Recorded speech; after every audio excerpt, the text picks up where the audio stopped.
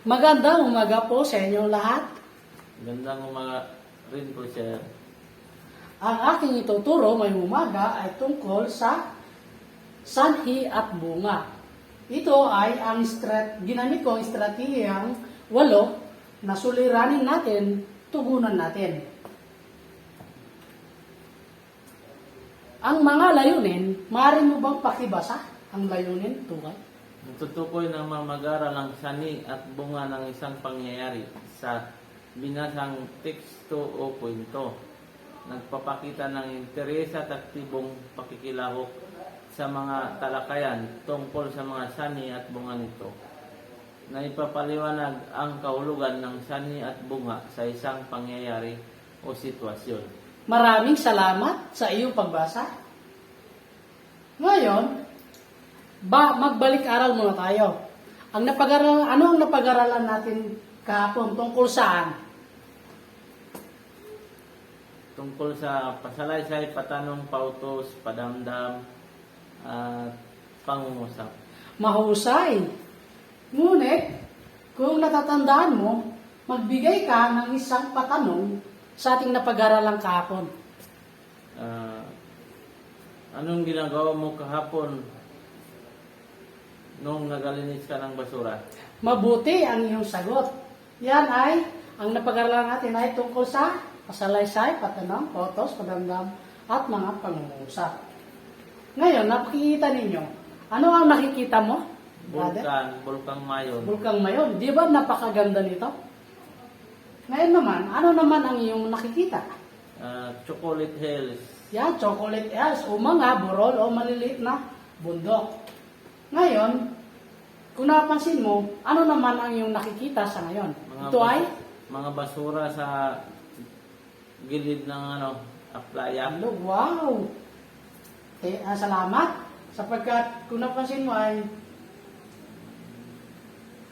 ito ay nakikita sa playa. Ngayon, mabuti ba ito o masama? Hindi maganda. Masama. Very good. Ngayon, napapansin ninyo, kung napapansin mo, ano ang iyong nakikita? Usok. Usok sa kalsada at ito ay polusyon sa hangin. Ngayon, meron akong kwento na ibabahagi. Ito ang kwento ito ay tungkol sa ang basurang bumabalik. Sa isang maliit na barangay sa tabing ilog, masigla ang mga tao tuwing umaga.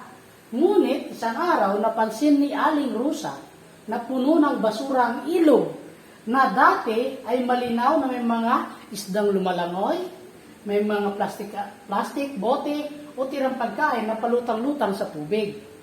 Sayang, hindi na makapangisda si Mang Tomas, sabi ni Aling Rosa. At ang mga bata hindi na makapaglaro sa tabi ng ilog. Ngunit isang araw, tinawag ang punong barangay na ang mga residente na magpulong. Mga kabarangay, sabi niya, malaking suliranin ang basura sa ating ilog. Kailangan nating magtulungan upang ito'y malutas. Ano ang maaari nating gawin? Nagtaas ng kamay si Lito.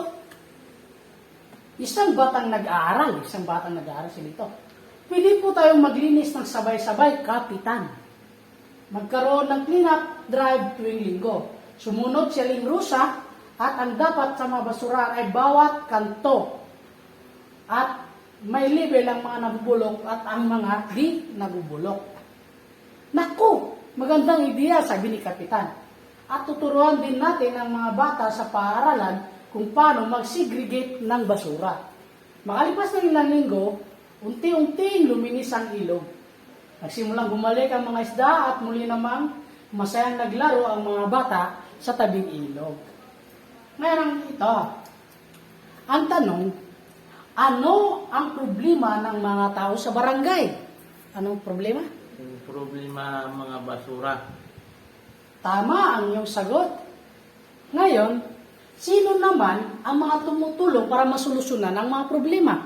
Si Kapitan. Si Kapitan? Sino pa? Lito. Lito? Rosa. At si Aling Rosa. Maraming salamat. Very good. Ngayon, ano Ano ang nangyayari pagkatapos nilang magtulungan sa paglilinis? Gaganda yung paligid. At Tama. malinis. Magaling ang iyong sagot. Palakpakan. Ngayon, kung ikaw ay nakatira roon, paano mo mapapanatiling malinis ang kapaligiran? Pag may nakita kong mga basura na kakalat sa paligid, aking pupulutin at itatapon ko sa tamang lalagyan. Very good. Mahusay ang iyong sagot. Kung tayo nakatira roon, yun ang gagawin natin. Kaya, napakaganda ang iyong sagot. Ngayon, ang pag-aralan natin kung ano ang sanhi at bunga. Ano ang sanhi? Maaari bang pakibasa? Ang sani ay dahilan o paliwanag sa mga pangyayari. Ayan. Ang sanhi ay itong dahilan sa mga nangyayari sa buhay. Halimbawa, pinutol ko ang sanga ng puno. Yun ang nangyari. Halimbawa, naghukay ako ng lupa. Tapos, ano naman ang bunga? Maaari bang pakibasa kung ano ang bunga? Ang bunga ay naglalaan ng resulta o kinalabasan. Yun, maraming salamat. Ang bunga, ito ay nagbibigay ng resulta. Kapag naghukay ka ng lupa, ang tawag dyan ay sanhi. Ngunit kapag nahukay mo yung lupa, tapos nagbaha, umulan, yan ang tinatawag na bunga. Ito yung resulta sa iyong paghukay sa lupa. Naintindihan mo po ba, mga kamag-aral ko? Opo, yes sir. Mahusay, maraming salamat. Ito ay maaaring ipakita ang ugnayan sanhi at bunga sa paggamit ng diagram. Ang diagram ay isang larawan o dibuo na ginagamit upang may paliwanag at ilarawan kung ano ang gagawin ng isang bagay. Ngayon, ito, meron akong, ito ay ang bunga, yung bunga sanhi. Naintindihan mo na natin? Naintindihan po ba? Maraming salamat. Ngayon, meron akong mga katanungan. Ano ang sanhi? Magbigay ka ng isang bagay na sanhi. Katulad sa pagpuputol ng kahoy. Maraming salamat. Mabuti ang iyong sagot. Ngayon naman, maaari ka bang magbigay ng halimbawa? Yun po ang halimbawa ng iyong sanhi. Ngayon, ano naman ang bunga, Tukay? Kasi pag nagputol ng kahoy sa gubat, maaaring magkaroon ng baha, tapos landslide. Yun, napakahusay ang iyong sagot. Palakpakan. Ngayon naman, bibigyan ko kayo ng isang sasagutan o quiz kung naintindihan niyo na ang ating napag-aralan. Ito po ang ating quiz. Ayan. Go po. Yan, ngayon, dahil sa inyong pagsagot, tapos na ating sagutin ang inyong sagutan. Sa unang tanong, pakibasa Tukay kung anong tanong. Nagutom ni Mario. Nagugutom si Mario. Okay, nasagutan ninyo. Ang sagot dito, sa unang nagugutom si Mario, ang sagot ay ano? Magtanim ba ng puno? Tutulungan o kumain upang mabusog? O huwag magtapon ng basura sa dagat? Ano ang iyong sagot? Ulit nga. Nagugutom si Mario. Ngunit, anong kanyang gagawin sa NIV? Magtanim ng maraming puno, tutulungan, gagamutin, o kumain upang mabusog? Kumain upang mabusog. Mahusay ang iyong sagot. Yan po. Ngayon sa ikalawang tanong naman. Yan. Sino ang nakakuha ng mataas na score? Itaas ang kamay. Opo. Very good. Napakahusay kayong lahat. Ngayon, dadako naman tayo sa isang magkagrupo. Sige, ang unang grupo ay hati sa isang grupo at ang kabila naman ay sa ikalawang grupo. Ngayon, ito ang mga tanong. Tukuyin ang mga solusyon o suliranin na ibibigay ng guro. Meron akong ibibigay ng mga papel upang inyong sagutan sa bawat grupo. Ito ang unang grupo. Para naman sa pangalawang grupo, ito.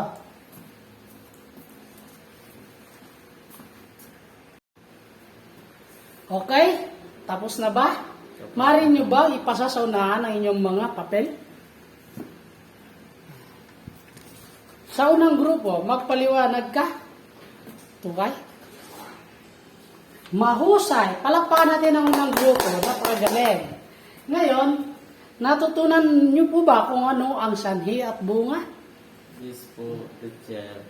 Mahusay.